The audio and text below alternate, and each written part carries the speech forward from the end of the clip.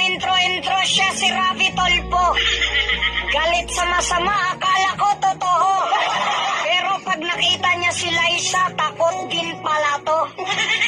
Hoy, di ba ikaw ang aming pambato?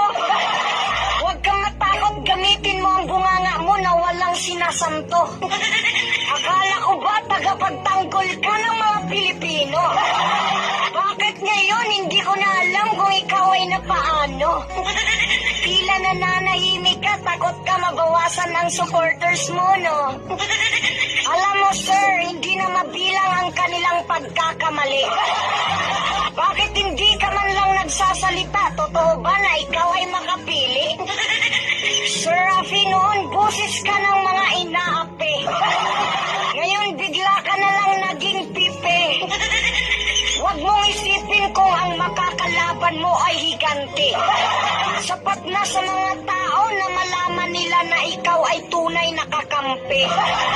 Kaysa umasa sila sa mga tulog na parang sa umaga di pa nakahigop ng kape. Kumilos ka na, mahal namin sa Senado. Maghihintay na lang ba tayo ng sweldo? Yung batas binaboy na at tinarantado. Kaya siguro naman you know what to do.